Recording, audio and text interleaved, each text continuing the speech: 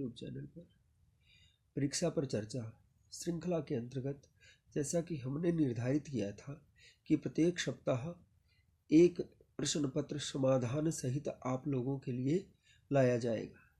तो इस सप्ताह हम फिर से हाजिर हैं एक नया प्रश्न पत्र लेकर, जो हाल ही में संपन्न हुई आपकी प्री बोर्ड परीक्षा से संबंधित है। और उस प्रश्न पत्र को हम हल सहित आज आपके लिए लेकर आए हैं। इससे हम यह निर्धारित कर पाएंगे कि हमने इस प्रश्न पत्र को हल करने में कहाँ कैसी त्रुटियां की हैं और उनको कैसे सुधारा जा सकता है, ताकि बोर्ड परीक्षा में अधिक से अधिक अंक प्राप्त करके उत्तीर्ण किया जा सके। तो आइए चलते हैं हम पहले प्रश्न पर। खंड क का पहला प्रश्न है अपठित अवबोधनम। जैसा कि हमने पिछला प्रश्न पत्र हल करते हुए भी कहा था कि इस प्रश्न को हल करने के लिए सबसे पहले इस गद्यांश को अच्छे से पढ़ना है। देखिए, गीता एकः पवित्रो ग्रंथः अस्ति यस्मिन् श्री कृष्ण अर्जुनयोः संवादस्य वर्णनम् अस्ति। महाभारत युद्धे कुरुक्षेत्रे कौरव पांडवानां सेनयोः मध्ये श्री कृष्णः मोहग्रस्तं अर्जुनं गीतोपदेशं प्रायच्छत्। गीता एक पवित्र ग्रंथ है जिसमें श्री कृष्ण और अर्जुन के संवाद का वर्णन है। महाभारत के युद्ध में कुरुक्षेत्र में कौरव और पांडवों की सेनाओं के मध्य मोहग्रस्त अर्जुन को श्री कृष्ण ने गीता का उपदेश दिया। ग्रंथोऽयं जीवने मार्गदर्शनस्य आत्म साक्षात्कारस्य च महत्वपूर्णं स्रोतमस्ति। यह ग्रंथ जीवन में मार्गदर्शन और आत्म साक्षात्कार का महत्वपूर्ण स्रोत है। गीतायां 700 श्लोकाः सन्ति। गीता में 700 श्लोक हैं। एषु श्लोकेषु धर्माधर्मौ कर्तव्याकर्तव्यौ आत्मज्ञानं जीवनोद्देश्यानि कर्मयोगः ज्ञानयोगः भक्तियोगश्चेत्यादयः विषयाः सुस्पष्टतया निगदिताः सन्ति। इसमें धर्म और अधर्म, कर्तव्य और अकर्तव्य, आत्मज्ञान, हमारे जीवन के उद्देश्य, कर्मयोग, ज्ञान योग और भक्ति योग इत्यादि विषयों का स्पष्ट रूप से वर्णन किया गया है। एषु विषयेषु, इन विषयों में कर्मयोगः सर्वाधिकः प्रसिद्धो वर्तते। कर्मयोग सबसे अधिक प्रसिद्ध है। कर्मयोगम कथयन् श्री कृष्णः वदति। कर्मयोग के बारे में कहते हुए श्री कृष्ण कहते हैं, यत् मनुष्य फलस्य इच्छां न कुर्यात्, कि मनुष्य को फल की इच्छा नहीं करनी चाहिए। मात्रम स्वकीये कर्मणि संलग्नो भवेत्, केवल अपने कर्म में लगे रहना चाहिए। गीता ग्रंथ न केवलं भारत देशे अपितु संपूर्णे अपि विश्वे आदरम लभते। गीता ग्रंथ न केवल भारत देश में अपितु पूरे संसार में आदर प्राप्त करता है। गीतायां उपदेशानां सर्वत्र प्रसाराय प्रत्येकस्मिन् वर्षे, गीता के उपदेशों का सभी जगह प्रसार करने के लिए प्रत्येक वर्ष मार्गशीर्ष मासस्य शुक्ल पक्षस्य एकादश्यां तिथौ गीता जयन्त्याः आयोजनम् उत्साहपूर्वकं क्रियते। गीता के उपदेशों को पूरे संसार में फैलाने के लिए मार्गशीर्ष मास की शुक्ल पक्ष की एकादशी तिथि को गीता जयंती का आयोजन उत्साहपूर्वक किया जाता है। अस्मिन् अवसरे, इस अवसर पर गीता पाठः, भजन कीर्तनम, धार्मिक अनुष्ठानानि, गीता श्लोक गायन प्रतियोगिताः, व्याख्यायानि च इत्यादयः कार्यक्रमाः आयोज्यन्ते। इस अवसर पर गीता पाठ, भजन कीर्तन, धार्मिक अनुष्ठान, गीता श्लोक गायन प्रतियोगिता और व्याख्यान इत्यादि कार्यक्रम आयोजित किए जाते हैं। तो इसके प्रश्नों को हम देखते हैं। एक पदेन उत्तरतः। गीता कीदृशो ग्रंथो अस्ति। गीता कीदृशो ग्रंथो अस्ति, यहाँ पर लिखना है पवित्रः, कीदृशः की जगह पवित्रः। कः गीतोपदेशं प्रायच्छत्, कः गीतोपदेशं प्रायच्छत्। श्री कृष्णः। गीतायां कति श्लोकाः सन्ति। गीतायां 700 श्लोकाः सन्ति। पूर्णवाक्येन उत्तरतः श्रीकृष्णः गीतोपदेशं कुत्र प्रायच्छत्। महाभारत युद्धे कुरुक्षेत्रे कौरव पांडवानां सेनयोर्मध्ये श्रीकृष्णः गीतोपदेशं प्रायच्छत्।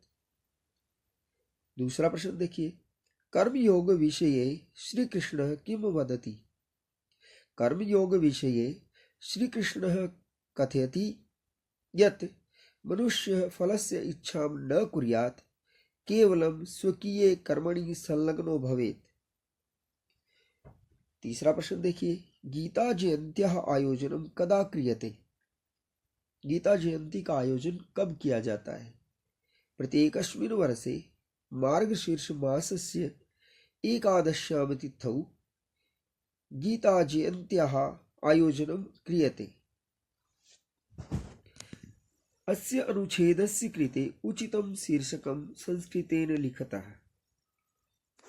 तो इसका शीर्षक हम लिख सकते हैं गीता जयंती महोत्सवः। गीता जयंती महोत्सवः, या फिर एक और शीर्षक हम दे सकते हैं गीता एकः पवित्र ग्रंथः। गीता एकः पवित्र ग्रंथः। यथा निर्देशम् उत्तरतः पवित्रो ग्रंथः अत्र विशेष्य पदं किम्। अत्र विशेष्य पदं गीता अस्ति। एषु विषयेषु कर्मयोगः सर्वाधिकः प्रसिद्धो वर्तते। अस्मिन् वाक्ये क्रियापदं किम्। अत्र क्रियापदमस्ति वर्तते। क्रियापदं वर्तते। ख्यातः इत्यस्य पर्यायपदं गद्यांशे प्रयुक्तम्। प्रसिद्धः, उत्तर है प्रसिद्धः। मनुष्यः फलस्य इच्छां न कुर्यात्। अस्मिन् वाक्ये कर्तृपदं किम्। अस्मिन् वाक्ये कर्तृपदं मनुष्यः। देखिए दूसरा प्रश्न, रचनात्मक कार्य के अंतर्गत पत्र लेखन का जो दूसरा प्रश्न होता है, देखिए सबसे पहले मंजूषा को अच्छे से देख लेना है और फिर इसके रिक्त स्थानों की पूर्ति करनी है। जयपुरतः, यहाँ हम देखते हैं भवती हेमांश्री अस्ति, आपका नाम हेमांश्री है। स्वरुजम दक्षम शीतृतो समये स्वास्थ्य रक्षणाय लिखिते अस्मिन् पत्रे रिक्त स्थानेषु मंजूषातः समुचित पदानि पूरयित्वा पत्रं पुनः लिखतु। पहली बात तो यह है कि यह पत्र रिक्त स्थानों की पूर्ति करते हुए पुनः लिखना होता है। इस चीज का ध्यान हमें रखना है। देखिए जयपुरतः, जयपुर से। दिनांक, दिनांक उस दिन का लिखना है जिस दिन परीक्षा हो। प्रिय अनुजः, अनुज कौन है, दक्ष। प्रिय अनुज दक्ष। आशीर्वचः दिया है तो इसके लिए सस्नेहम, दूसरे में हम लिखेंगे सस्नेहम। भवतः पत्रं पठित्वा मनः प्रसन्नम, मनः प्रसन्नम अस्ति। भवान् माता च ग्रामे सुखेन स्तः इति ज्ञात्वा पितापि, इति ज्ञात्वा पितापि प्रसन्नः, इति ज्ञात्वा पितापि अतीव प्रसन्नः। यहाँ पर चौथे में आएगा अतीव।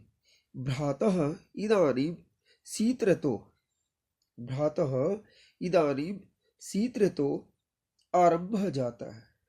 शीतऋतौ स्वास्थ्य रक्षणाय, शीतऋतौ स्वास्थ्य रक्षणाय भवान् सावधानो भवेत्। मातरम् उक्त्वा उष्ण वस्त्राणि निष्काशयेत्। मातरम उक्त्वा ऊष्म वस्त्राणि निष्काशयेत्, ऊष्म वस्त्राणि धारयित्वा एव बहिः गच्छेत्, अन्यथा स्वास्थ्य हानि भवितुं शक्यते, स्वास्थ्य हानि भवितुं शक्यते। भवान् तु जानाति एव यत् स्वास्थ्य रक्षणं परमावश्यकम् अस्ति। पितामहाय प्रणामः। भवतः अग्रजा हिमांश्री, भवतः अग्रजा हिमांश्री। इस तरह से हम इस पत्र में मंजूषा की सहायता से रिक्त स्थानों की पूर्ति करेंगे और इसको फिर से लिखेंगे। अब प्रदत्तं चित्रं दृष्ट्वा मंजूषायां प्रदत्तानां शब्दानां सहायतया पंचवाक्यानि संस्कृतेन लिखतः। जैसा कि हम चित्र में देख रहे हैं, यह प्राकृतिक चित्र है और इसमें पहाड़ है, नदियां हैं, बहुत सारी चीजें हमें दिखाई दे रही है। तो इनको देखते हुए और मंजूषा के शब्दों की सहायता को लेते हुए 5 वाक्यों का निर्माण हम करेंगे। देखिए, सबसे पहला वाक्य हम लिख सकते हैं, इदम चित्रम अति सुंदरम अस्ति। इदम चित्रम अति सुंदरम अस्ति, अति मनोहरम अस्ति, मनमोहकम अस्ति। हम यह वाक्य पहला लिख सकते हैं। फिर एतत् चित्रम पर्यटन स्थलस्य अस्ति, एतत् चित्रम पर्यटन स्थलस्य अस्ति। जनः पर्वतीय स्थलं पर्यटनाय आगच्छन्ति, जनः पर्वतीय स्थलं पर्यटनाय आगच्छन्ति। अस्मिन् चित्रे हिमाच्छादिता शिखरः सन्ति, अस्मिन् चित्रे हिमाच्छादिता शिखरः सन्ति। अस्मिन् चित्रे काष्ठ निर्मित मार्गाः सन्ति, अस्मिन् चित्रे काष्ठ निर्मित मार्गाः सन्ति। इस तरह से हम बहुत सारे वाक्य इस पर बना सकते हैं। आगे चलते हैं। इसके अथवा में एक और प्रश्न दिया गया है जिसमें एक विषय दिया होता है और उस पर हमें 5 वाक्य कम से कम लिखने होते हैं। संगणक यंत्रम, संगणक यंत्र कंप्यूटर को कहा जाता है और मंजूषा की सहायता से हम इस पर 5 वाक्य बना सकते हैं। जैसे पहला वाक्य, आधुनिक काले संगणकस्य अत्यधिकं महत्वम् अस्ति।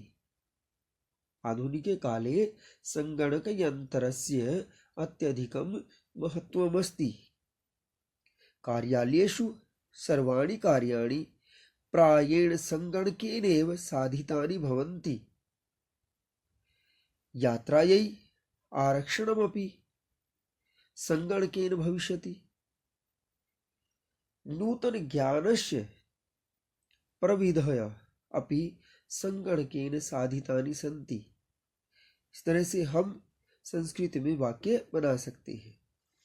चौथा प्रश्न जो है वो अनुवाद का होता है और उसमें 5 वाक्यों का अनुवाद करना होता है। देखिए, पहला वाक्य, गांव के दोनों ओर नदी है। ग्रामम उभयत नदी वहती, ग्रामम उभयत नदी वहती या नदी अस्ति। आज हम तीसरा पाठ पढ़ेंगे। अद्य वयम तृतीय पाठः पठिष्यामः। अद्य वयम तृतीय पाठः पठिष्यामः। तुम माता के साथ घर जाओ। त्वं मात्रा सह गृहं गच्छ। त्वं मात्रा सह गृहं गच्छ। अर्जुन महान वीर था। अर्जुनः महान वीर आसीत्। अर्जुनः महान वीर आसीत्। सदा सत्य की ही जीत होती है। सदैव सत्यम एव जयते। सदैव सत्यम एव जयते। संस्कृत सर्वोत्तम भाषा है। संस्कृत सर्वोत्तमा भाषा अस्ति। संस्कृतम सर्वोत्तमा भाषा अस्ति। पर्यावरण की रक्षा हमारा कर्तव्य है। पर्यावरणस्य संरक्षणम् अस्माकं कर्तव्य अस्ति। पर्यावरणस्य संरक्षणम् अस्माकं कर्तव्य अस्ति।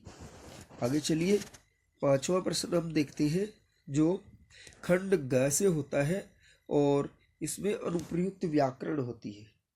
पांचवा प्रश्न संधि का है। देखिए, प्रकृति जमा एव, प्रकृति रेव, विसर्गों को र हो जाएगा। तावद विभज्य, तावत जमा विभज्य।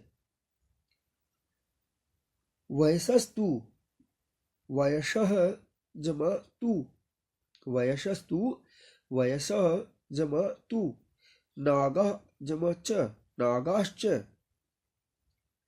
सरसो भवेत, सरसः जमा भवेत। छठा प्रश्न देखिए, छठा प्रश्न समास का है, जिसमें समास का विग्रह या समास हमें देखना होता है। वाष्पयान माला, वाष्पयान माला, वाष्पयानानाम माला, वाष्पयानानाम माला। कुशश्च लवश्च, कुशश्च लवश्च। कुशलवौ, कुशलवौ। व्यवधानेन सहितं, सव्यवधानम्, व्यवधानेन सहितं सव्यवधानम्। आगे चलिए, कृतः उपकारः येन स, कृतोपकारः, कृत उपकारः येन स, कृतोपकारः। रसाल मुकुलानि, रसाल मुकुलानि, रसालानाम मुकुलानि, रसालानाम मुकुलानि। सातवां प्रश्न देखिए, प्रकृति प्रत्यय। रमणीया, रमणीय जमा टाप, रमणीय। धन जमा मतुप, धनवान, धन जमा मतुप, धनवान। जहां भी मान और वान लगा होता है वहां मतुप प्रत्यय होता है। जनता, जन जमा तल, जनता, जन जमा तल। विज्ञान जमा ठक, वैज्ञानिकः, वैज्ञानिकः। अन्वेषणे रताः भवन्ति, वैज्ञानिकः। महत्वम, महत जमा त्व, महत जमा त्व। आठवां प्रश्न देखिए, वाच्य परिवर्तन। इस प्रश्न में स्वप्न ऐषन्ध्ये, ऐषन्ध्ये त्वया किं पठ्यते, त्वया किं पठ्यते। संध्या कहती है, स्वप्ने अहम एकां कथां पठामि, अहम एकां कथां पठामि। स्वप्न त्वया, त्वया कथा किमर्थं पठ्यते। जहां पर कर्ता में तृतीया हो तो क्रम में प्रथमा विभक्ति आती है, तो कर्म यहाँ पर कथा है तो इसलिए आएगा त्वया कथा किमर्थम पठ्यते। संध्या कहती है, मया, यहाँ पर क्रिया जो है वो उत्तम पुरुष की है, एक वचन है, तो अहम मनोविनोदाय कथां पठामि, अहम मनोविनोदाय कथां पठामि। नौवां प्रश्न जो है वो समयवाचक होता है और इसमें समय लेखन करना है। देखिए, विनोदः पंचवादने उत्तिष्ठति, विनोदः पंचवादने उत्तिष्ठति। स सार्धषड्वादने, स सार्धषड्वादने स्नानं करोति, स सपादसप्तवादने विद्यालयं प्रति गच्छति, स पादोननववादने कक्षायां संस्कृतं पाठयति, स पादोननववादने कक्षायां संस्कृतं पाठयति। अगला वाक्य देखिए, स सार्धद्विवादने विद्यालयात् निर्गच्छति, स सार्धद्विवादने विद्यालयात् निर्गच्छति। 10वां प्रश्न जो है उसमें मंजूषा से अव्यय भरने हैं। देखिए अव्यय 4 दिए हैं मंजूषा में। यत्र, जहाँ, हय बीता हुआ कल, सनई धीरे से, त्रही तो। हय विद्यालये प्रतियोगिता आसीत्।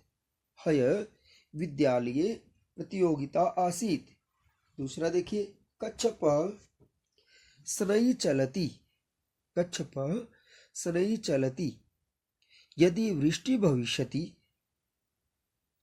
यदि वृष्टि भविष्यति तर्हि मार्गे जलं भविष्यति। यत्र हरितिमा अधिका भवति तत्र वातावरणं शुद्धं भवति। यत्र हरितिमा अधिका भवति तत्र वातावरणं शुद्धं भवति। 11वां प्रश्न देखिए, इसमें अशुद्ध पद के स्थान पर उचित पद लिखना है। भीमसेनः बलिष्ठम आसीत्। यहाँ भीमसेन पुल्लिंग है लेकिन बलिष्ठम जो पद है वो नपुंसक लिंग का है, तो हमें भीमसेन के अनुसार यहाँ पर पुल्लिंग लिखना है और वो होगा बलिष्ठः। बलिष्ठः। त्वं केन मार्गेण गच्छति। केन मार्गेण गच्छति। गच्छति जो है वो प्रथम पुरुष की क्रिया है, लेकिन यहाँ पर मध्यम पुरुष का कर्ता दिया है, तो इसलिए हमें क्या करना है, प्रथम पुरुष का ही कर्ता देना है और एक वचन स। तो क्या आएगा, सह। केन मार्गेण गच्छति। स्व मुख्यमंत्री। स्व होता है आने वाला कल और उसके साथ हमेशा भविष्यत काल की क्रिया लगेगी। स्व मुख्यमंत्री आगमिष्यति। छात्रः प्रांगणे क्रीडन्ति।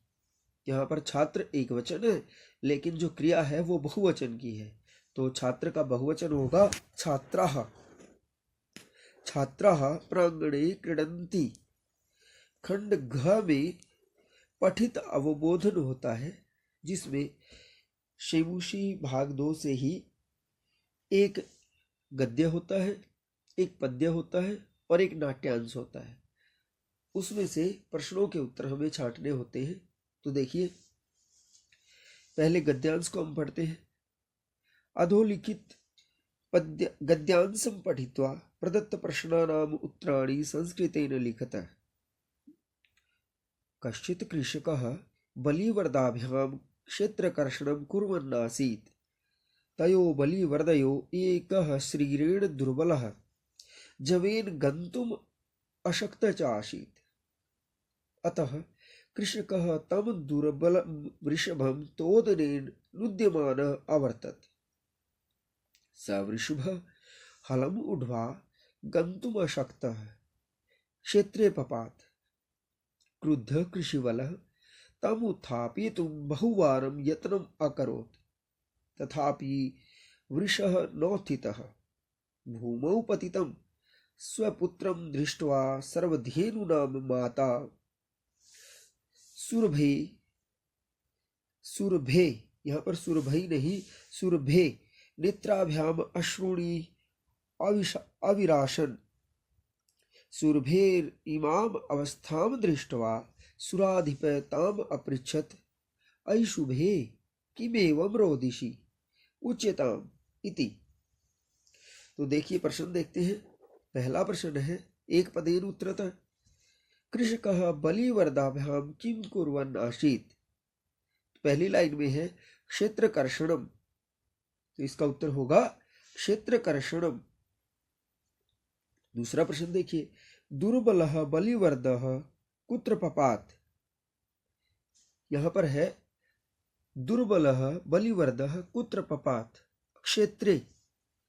क्षेत्रे। कस्याः नेत्राभ्याम अश्रूणि आविराशन।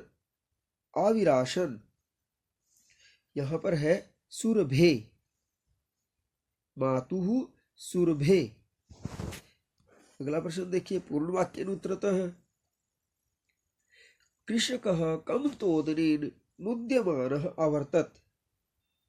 कृषकः दुर्बलं वृषभं तोदनेन मुद्यमानः अवर्तत। दूसरा प्रश्न देखिए, क्रुद्धः कृषिवलः किम अकरोत्। क्रुद्धः कृषिवलः वृषभम् उत्थापयितुं बहुवारं यत्नम् अकरोत्। क्रुद्धः कृषिवलः वृषभम् उत्थापयितुं बहुवारं यत्नम् अकरोत्।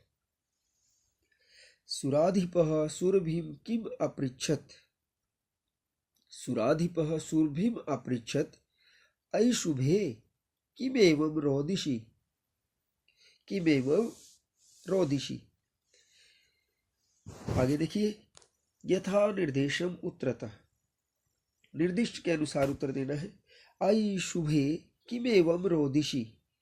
अस्मिन् वाक्ये क्रियापदम किम। क्रियापद है रोदिषि। इंद्रः इत्यस्य किम प्रियाय पदम प्रयुक्तम। सुराधिपः। सुराधिपः। क्रुद्धः कृषिवलः। अत्र विशेषण पदम किम। अत्र विशेषण पदम अस्ति क्रुद्धः।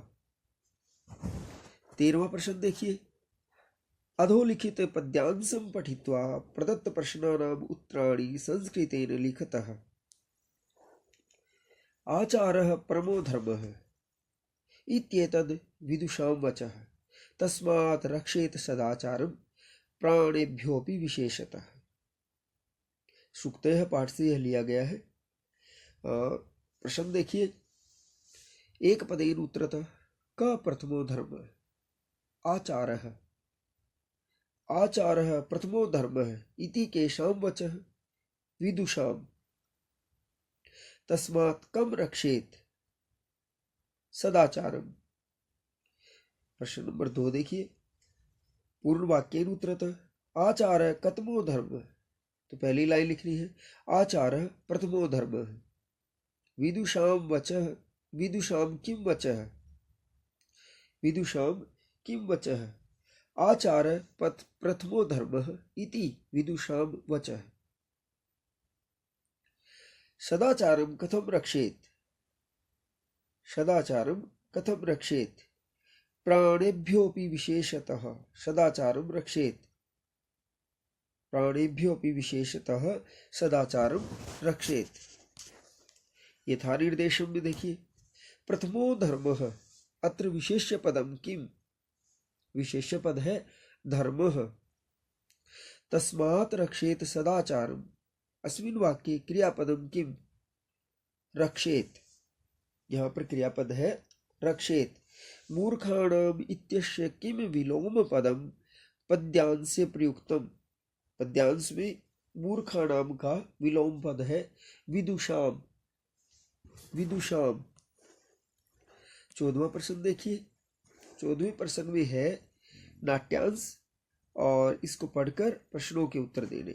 सिंह क्रोधेन गर्जन, भो अहम वनराजः किं भयं न जायते, किमर्थं मामेव तुदन्ति सर्वे मिलित्वा।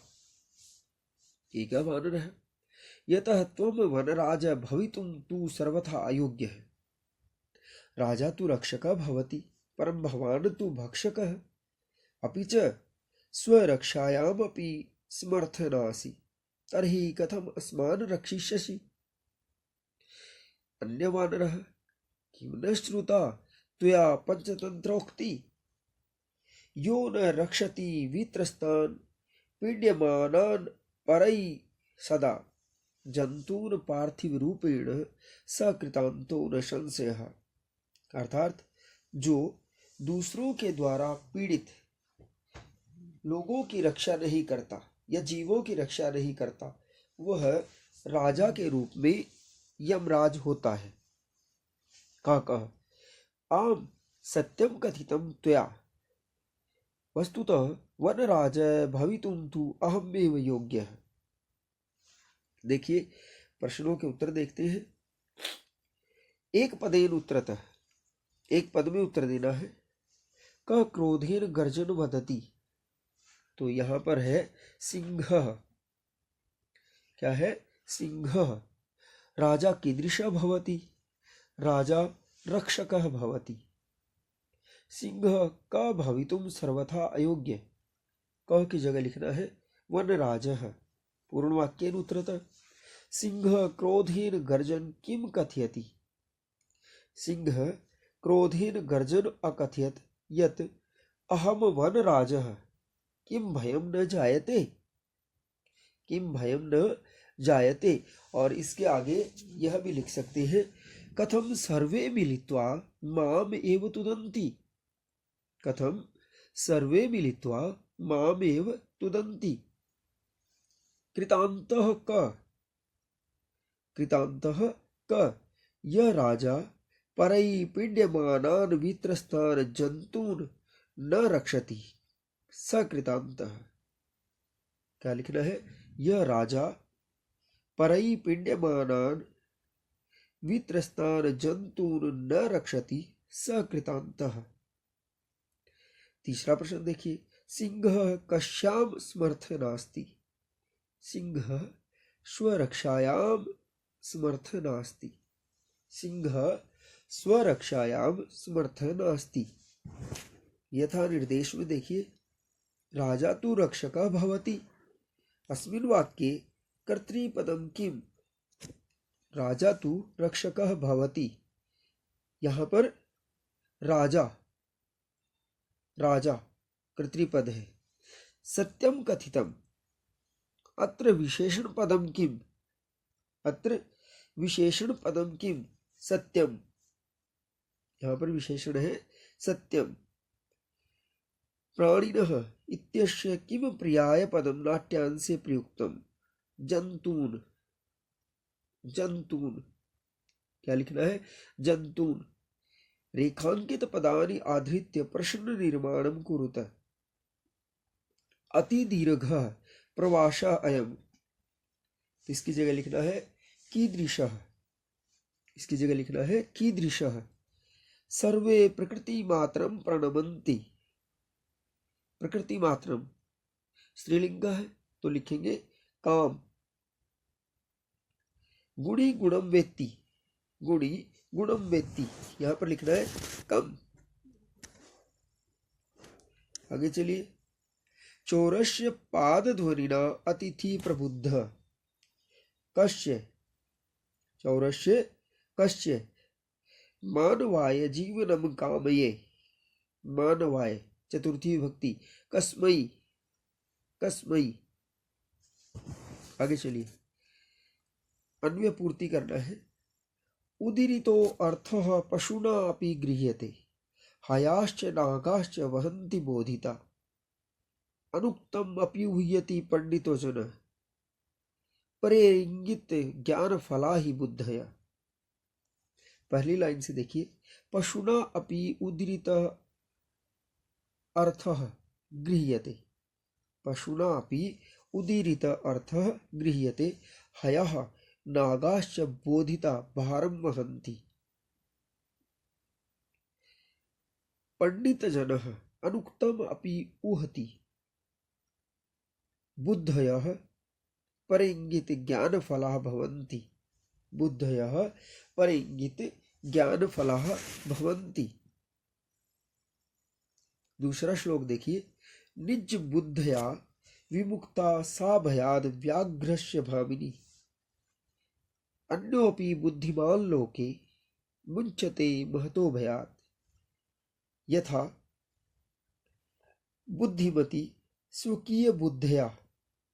यथा बुद्धिमती स्वकीय बुद्धया व्याघ्रजनित भयात्। व्याघ्रजनित भयाद मुक्ता अभवत। पहले में स्वकीय बुद्धया, दूसरे में मुक्ता। तथैव लोके यः जनः बुद्धिमान् भवति स स्वकीय बुद्धया महतोऽपि भयात् मुक्तिं प्राप्नोति।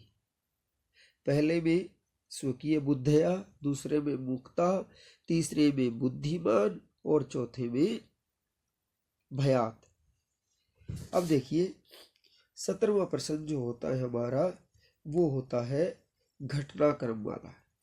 और इसके लिए सबसे पहली कंडीशन ये है कि हमने सभी पाठ अच्छे ध्यान से पढ़े हुए हों। यहाँ पर विचित्र साक्षी पाठ से यह लिया गया है। इसमें देखिए,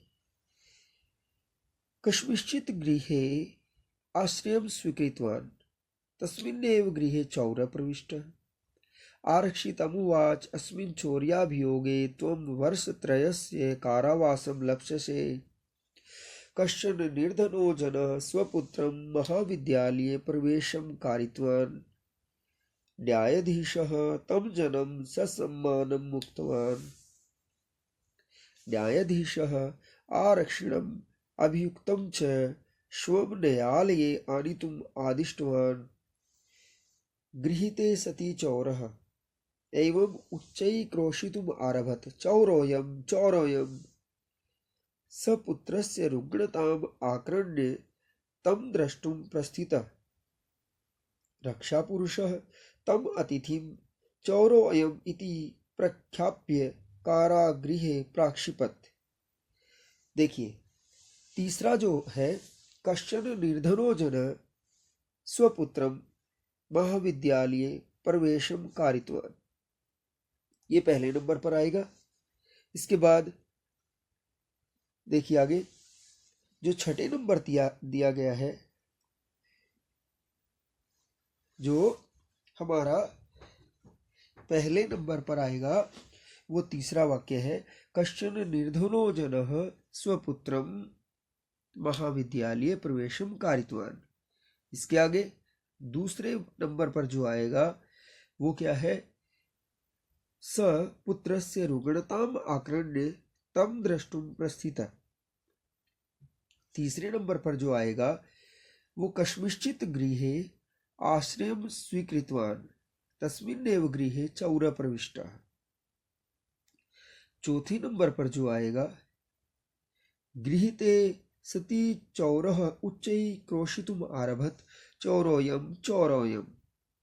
पांचवें नंबर पर जो आएगा, रक्षा पुरुषः तम अतिथिं चौरोऽयम् इति प्रख्याप्य कारागृहे प्राक्षिपत्। फिर छठे नंबर पर जो आएगा वो है, न्यायाधीशः आरक्षणम् अभियुक्तं च स्वं न्यायालये आनेतुम् आदिष्टवान्। उसके बाद सातवें नंबर पर, आरक्षी तम उवाच अस्मिन् चौर्याभियोगे तुम वर्षत्रयस्य कारावासं लप्स्यसे। और सबसे लास्ट में आएगा, न्यायाधीशः तम जनं ससम्मानं मुक्तवान्। आठवें नंबर पर आएगा, न्यायाधीशः तम जनं ससम्मानं मुक्तवान्।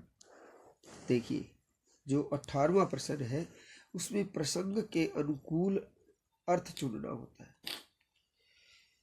अम्बुनि यत्र नलिनानि निषेवितानि। अम्बुनि, अम्बु होता है जल, तो यहाँ जलानि, पहला उत्तर होगा जलानि। भृंगः रसाल मुकुलानि समाश्रयन्ते। भृंग होता है भ्रमर, तो भ्रमराः, क्या उत्तर होगा, भ्रमराः। नवमल्लिका रसालम मिलिता रुचिरम संगमनम। तो यहाँ रुचिर होगा सुंदरम, रुचिरम सुंदरम। मनः शोष्यत तनुपेष्यद।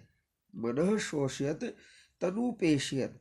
यहाँ पर तनु होगा शरीरम, तनु होगा शरीरम। और पिछले प्रश्न पत्र का हल करते हुए उसके उत्तर आप लोगों को नहीं दिए गए थे, लेकिन इसमें मैंने प्रयास किया है कि लिखित रूप में इस प्रश्न पत्र के सभी प्रश्नों के उत्तर आपको इसी वीडियो में दे दिए जाएं। देखिए,